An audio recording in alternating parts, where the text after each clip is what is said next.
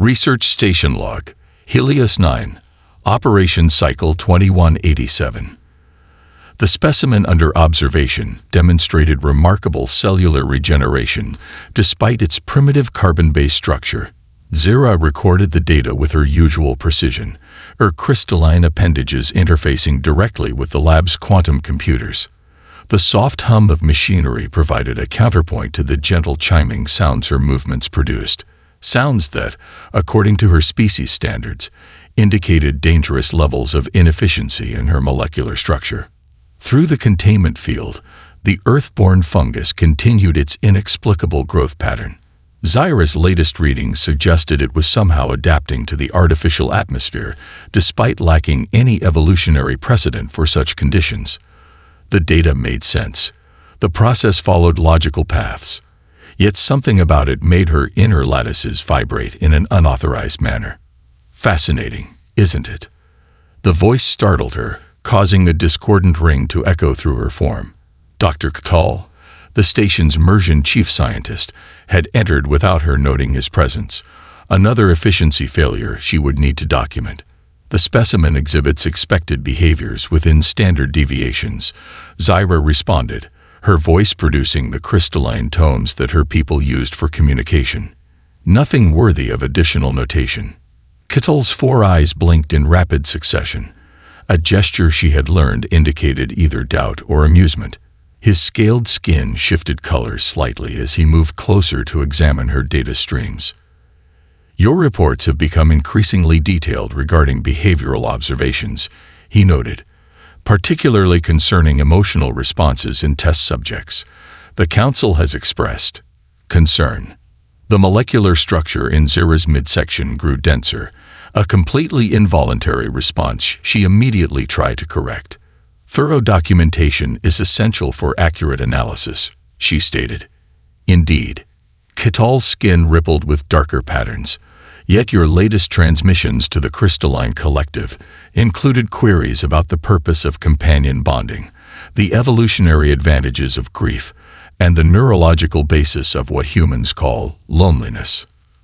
Zira's outer layer emitted a brief flash of light, another efficiency failure. Understanding test subject behaviors requires contextual knowledge. Perhaps.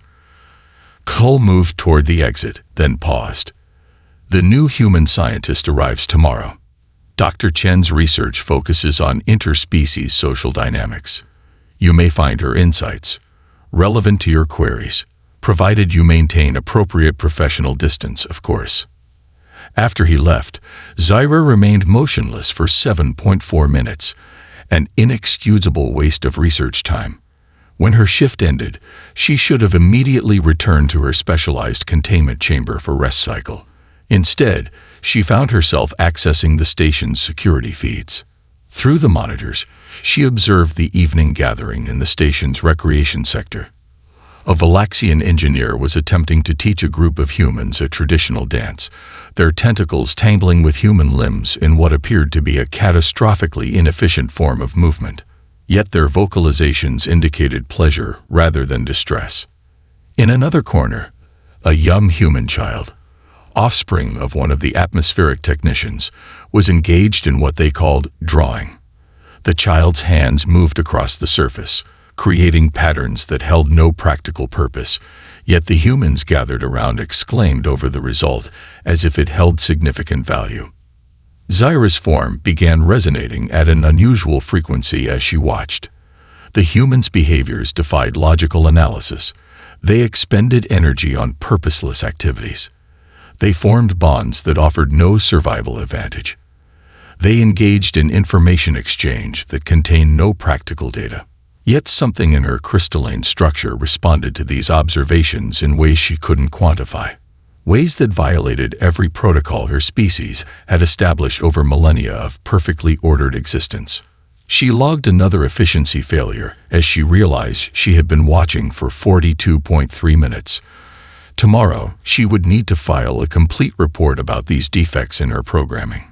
Tomorrow, she would need to begin the corrective protocols her species demanded. But for now, in the solitude of her lab, She allowed herself to resonate with the strange, incomprehensible warmth that filled her structure as she watched the humans simply exist. The specimen in the containment field pulsed slightly, almost as if in response to her unauthorized emotions. Zaira logged another failure and continued watching. The instant Dr. Sarah Chen stepped through the station's decontamination chamber, she violated 3 station protocols. First, she carried a worn leather notebook.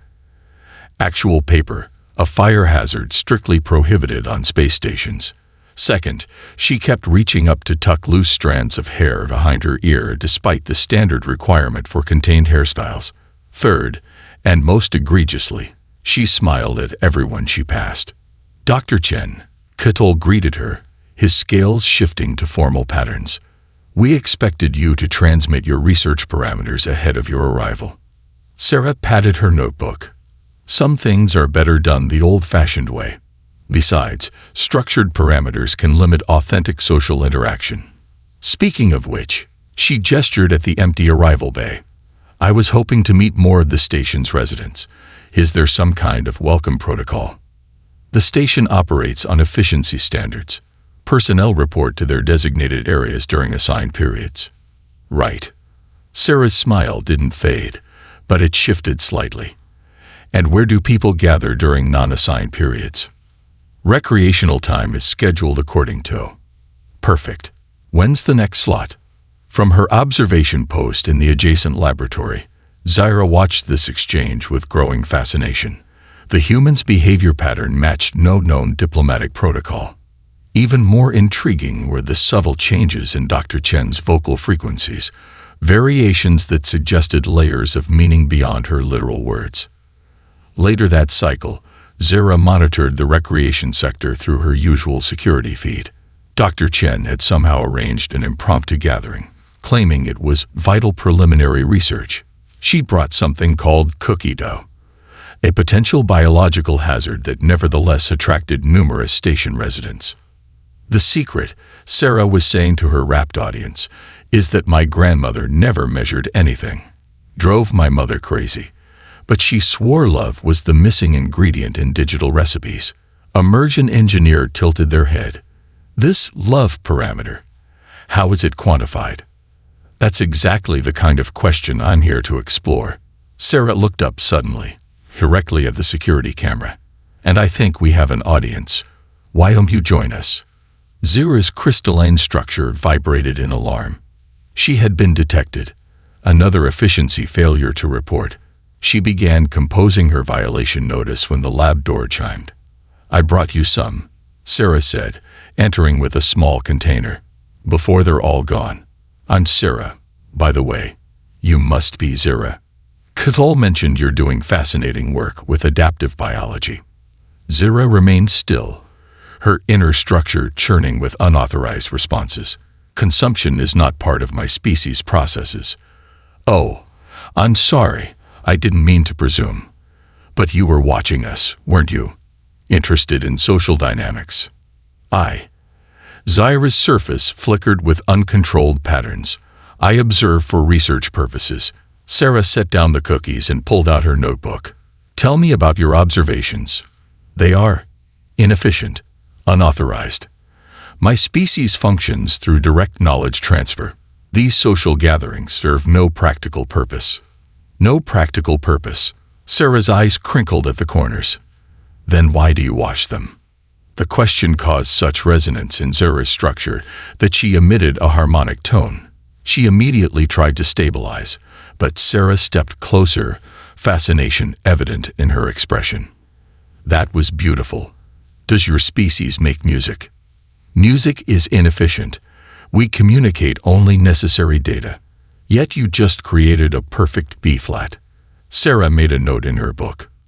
You know, most breakthrough discoveries in human history came from scientists who dared to explore inefficient possibilities. She turned to leave, then paused. We're having a game night tomorrow. Games are terribly inefficient. They exist purely for connection and joy. You should come observe. For research purposes, of course. After she left, Zaira remained rooted in place, her structure humming with that same unauthorized B-flat note. She should report this disruption to her behavioral protocols. She should request immediate corrective measures.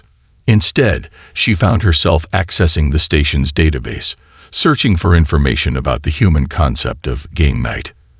For research purposes, of course. The quantum physics lab wasn't designed to accommodate an organic being and a crystalline entity for extended periods. Yet here they were, trapped behind emergency containment fields as the radiation from the malfunctioning quantum spectrometer filled the adjacent chamber. The backup systems should activate within 4 hours, Zyra explained, her tone producing the precise harmonics expected during crisis situations, provided the radiation doesn't interfere with. My grandmother used to tell me stories during typhoons, Sarah interrupted, settling cross-legged on the floor. Said fear grows in silence, but shrinks when you fill the air with words. Want to hear about the time she smuggled an entire pig onto a rescue boat? Zyra's structure vibrated with confusion. Sharing recreational narratives will not affect our survival probability. Maybe not, but it'll make the waiting more interesting. Sarah winced as another radiation wave caused the containment field to flicker. She was 16 when the floods came. The government had ordered evacuations, but her family had this prized pig. Despite her protocols demanding she focus on monitoring the radiation levels, Zyra found her sensors increasingly drawn to Sarah's narrative.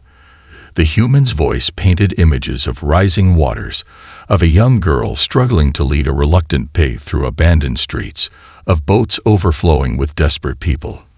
They almost didn't let her on with the pig, Sarah continued, her voice growing hoarse. But she told them it was the last piece of her father she had left. He'd raised it from a piglet before he died. The rescue workers, she swallowed hard. They made space. Zyra's entire form began resonating at an unexpected frequency. The pig was not truly connected to her father's essence. No, Sarah smiled sadly. But love makes us hold on to strange things. That pig helped feed the whole refugee camp later. My grandmother's last message to me was a recipe for pork dumplings, said as long as someone remembered how to make them. A piece of her would. Her voice cracked.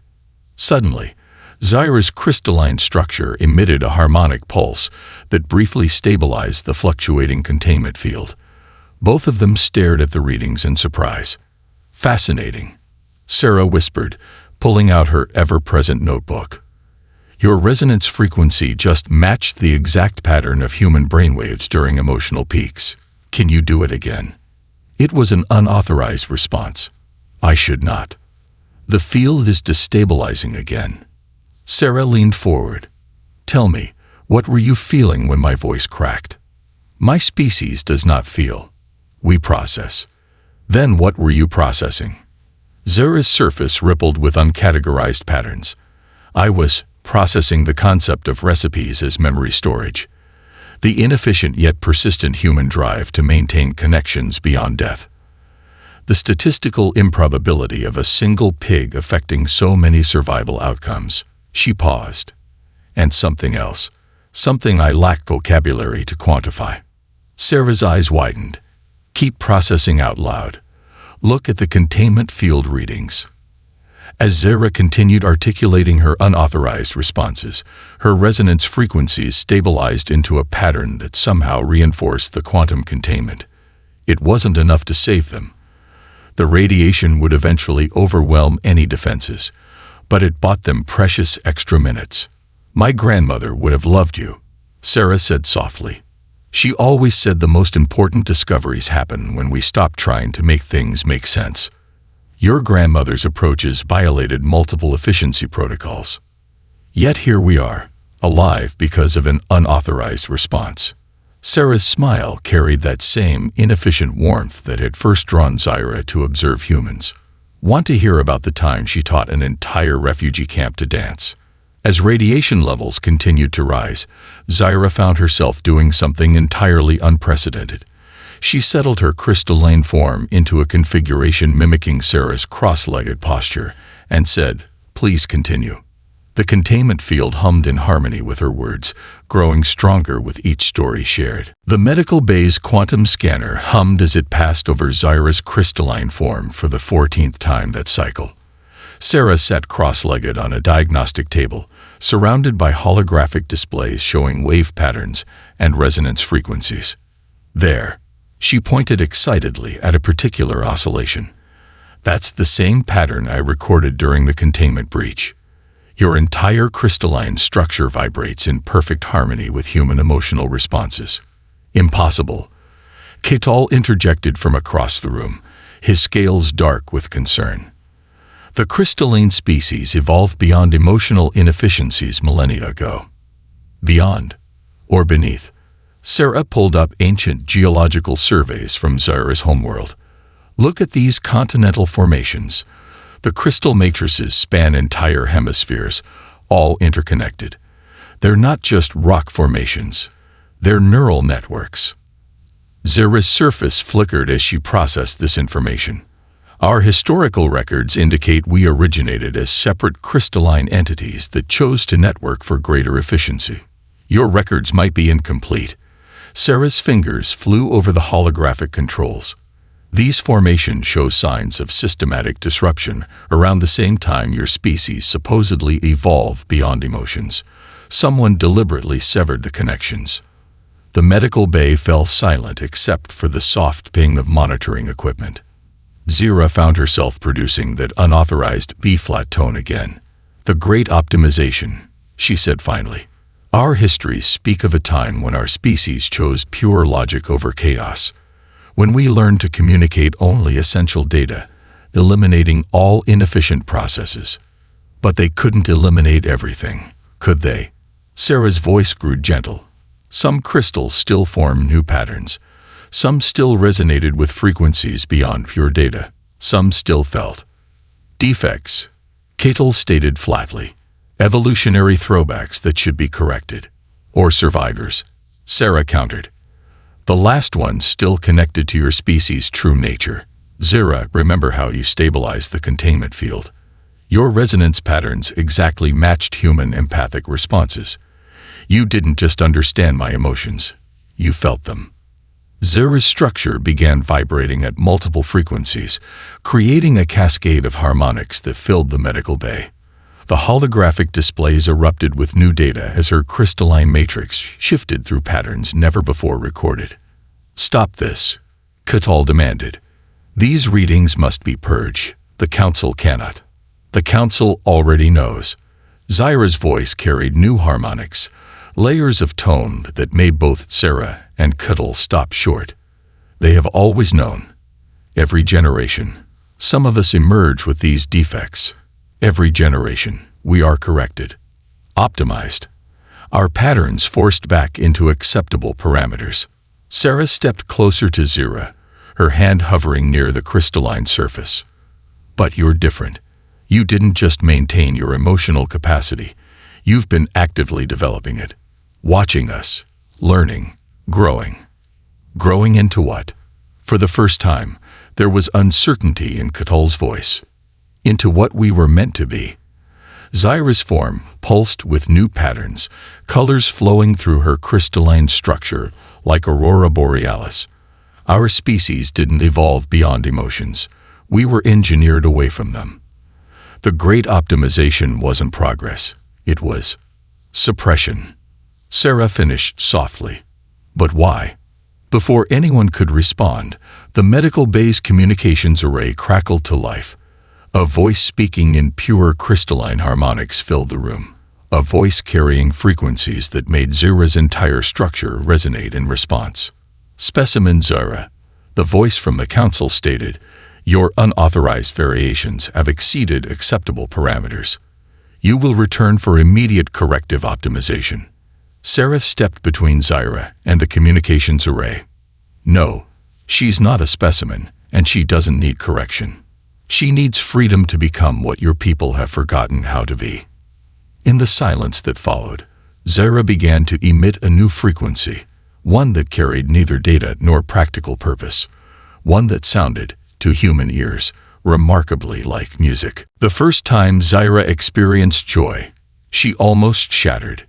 She was observing the station's nursery section, for research purposes, of course, when a small human child crashed into her crystalline form. Instead of following protocol and reporting a safety violation, she found herself resonating with the child's laughter. The sensation built until her entire structure lit up like a supernova, scattering rainbow refractions across the nursery walls. Again. The child squealed, and before Zara could process the request, 2 more children had joined in, running circles around her while she pulsed with unauthorized colors. Sarah found her there an hour later, surrounded by children who had discovered that different kinds of touches produced different light patterns in her crystalline form. Having fun? Sarah asked, grinning as she made another entry in her ever-present notebook.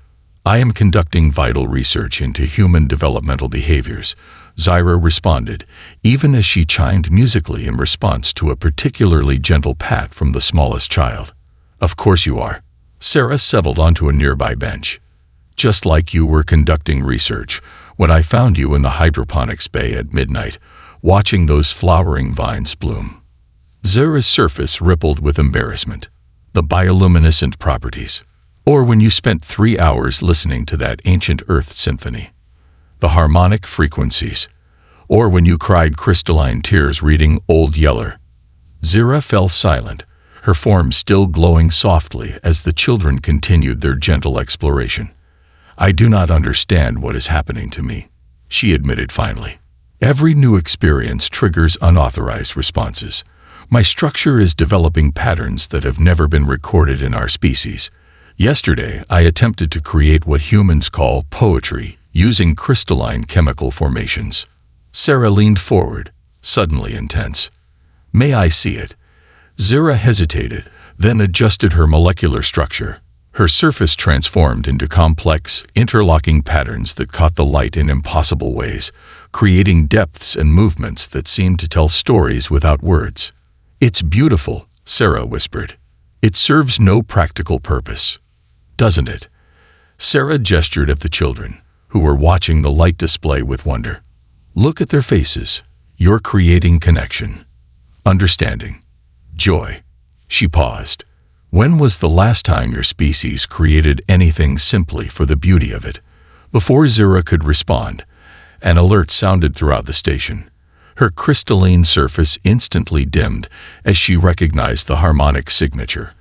A delegation from her homeworld had arrived unannounced.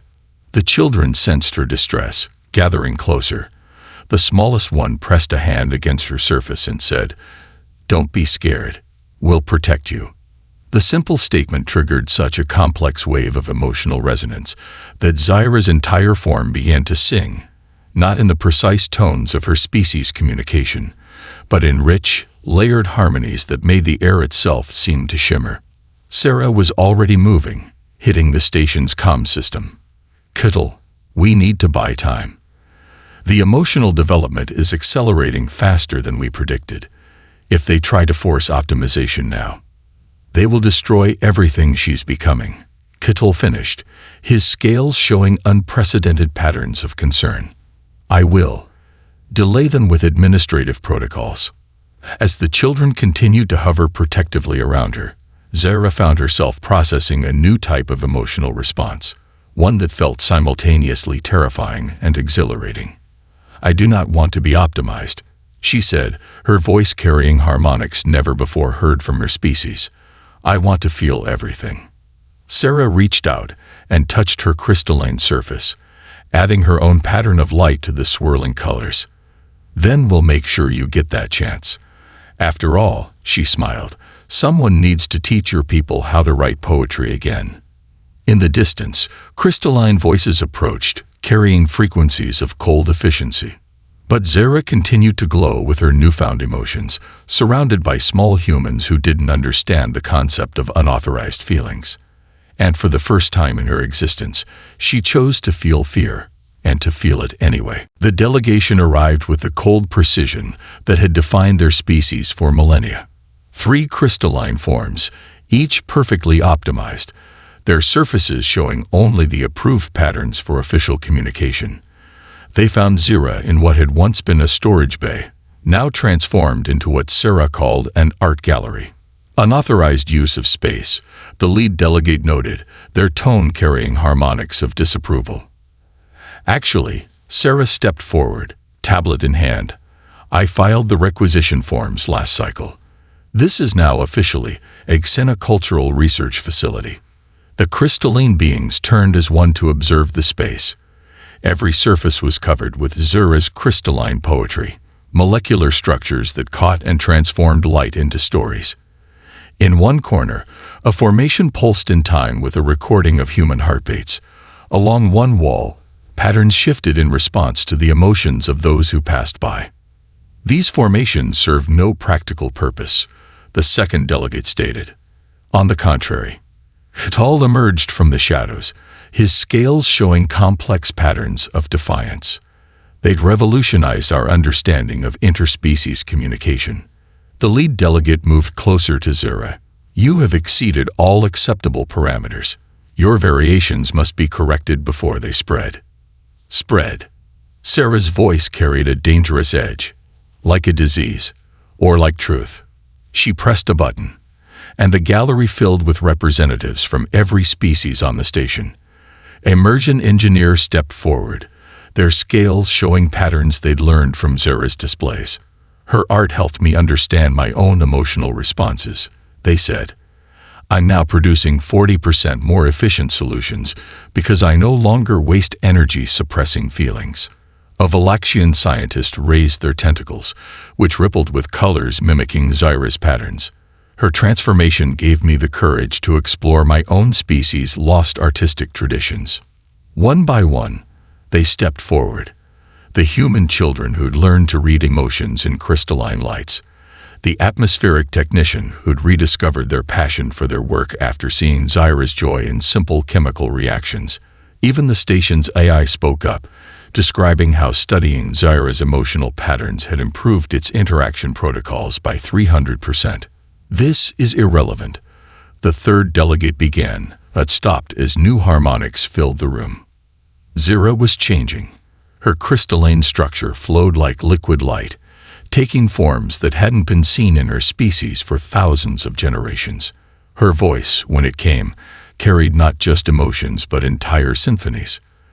You call this corruption, she said, her words creating patterns of light that danced across every surface. But I have not become less. I have become more. Every feeling, every connection, every moment of joy or sorrow or wonder has made me stronger, not weaker. The delegate's surfaces showed microscopic fractures, the first signs of unauthorized response. Your feelings make you inefficient, the lead delegate insisted, but their voice carried a new harmonic, one that sounded almost like longing. My feelings make me alive. Zura's form pulsed with all the emotions she'd discovered. Love for the children who'd played with her, friendship for Sarah who guided her, respect for K'tal who'd chosen to understand rather than condemn, and something deeper, older, a resonance that sang in the crystalline core of her being. We forgot how to feel, she continued, but we never forgot how to recognize truth. Look at what we lost. Look at what we could be again. Her surface erupted in a display of pure emotional energy, telling the story of her awakening in light and color and sound. The delegates tried to maintain their rigid patterns, but something in the display reached past their optimization, touching ancient memories encoded in their crystalline structures. The smallest fractures began to appear in their perfect surfaces, and in those fractures, unauthorized colors began to glow. Sarah watched, tears in her eyes, as the first tremors of change rippled through the delegates' forms. It's beautiful, she whispered. No, Zura responded, her voice carrying the harmony of newfound truth. It's just the beginning. In the gallery of emotions, surrounded by the evidence of all she'd become, Zura continued to shine, no longer a defect to be corrected, but a beacon lighting the way home. The quantum scanner hummed through its 100th cycle, mapping the intricate patterns that now flowed through Zura's crystalline structure. Sarah and K'tal huddled over the results, their expressions growing more intense with each new reading. It's not just emotional responses anymore, Sarah muttered, rapidly taking notes. Her entire crystalline matrix is evolving, forming new connections I've never seen before. Kittle's scales shifted to deep indigo, his species' indication of profound revelation. Not new, he corrected. Ancient. Look at these resonance patterns. They match the geological formations we found in the deepest layers of her homeworld. The delegates had quarantined themselves in a separate chamber, their own structures showing increasing signs of instability. Through the observation window, unauthorized colors rippled beneath their surfaces, like northern lights trapped in ice. "They're changing too," Zyra observed, her voice carrying harmonics of concern. "I never meant to." "You meant exactly this," came a new voice, as the station's quantum communications array burst to life. The head of the Crystalline Council appeared in a holographic display, their form a perfect example of optimized efficiency.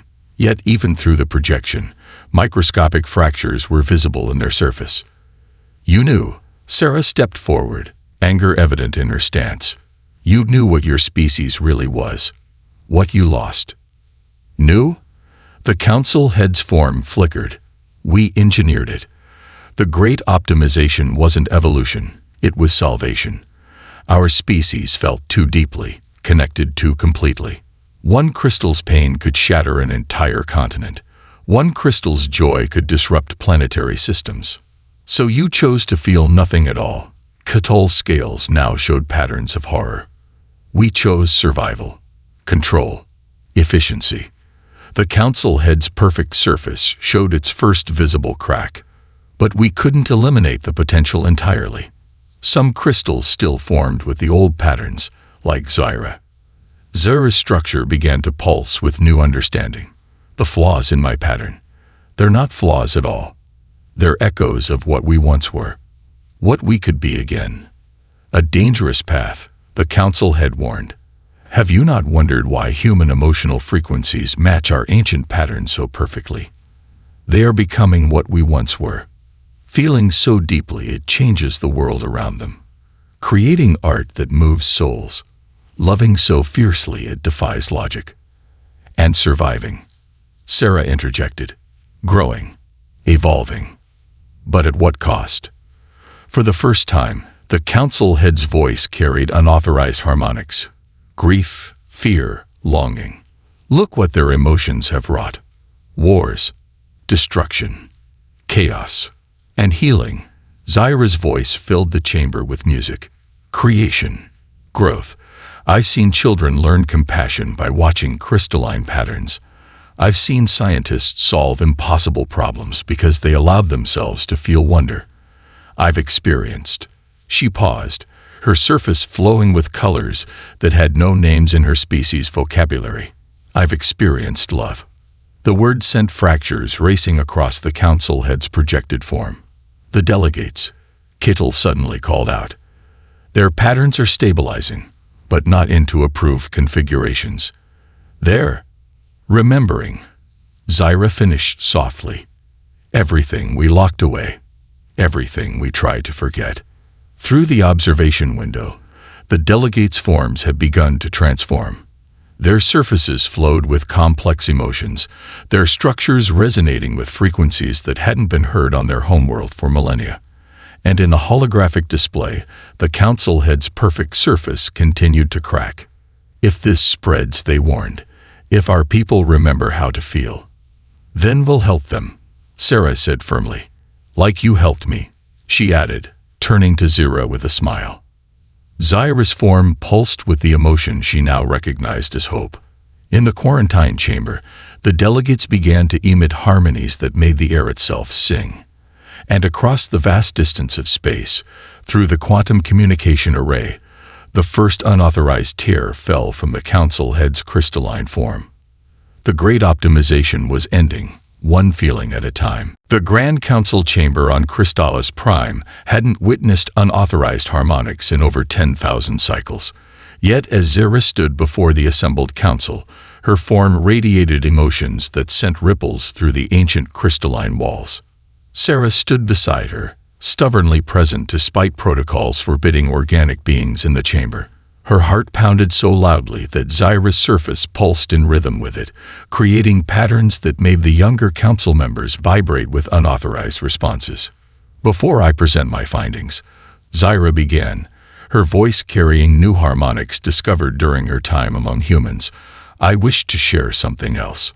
Her surface shifted, revealing the intricate patterns she created while watching human children play. This is what joy looks like. The chamber walls resonated as billions of connected crystals responded to the display. Across the planet, ancient formations began to stir. She shifted again, showing the deep blues and purples she discovered while reading Earth literature, is empathy. Another shift, revealing the golden patterns of her first experience with music. This is wonder. A spiral of iridescent light.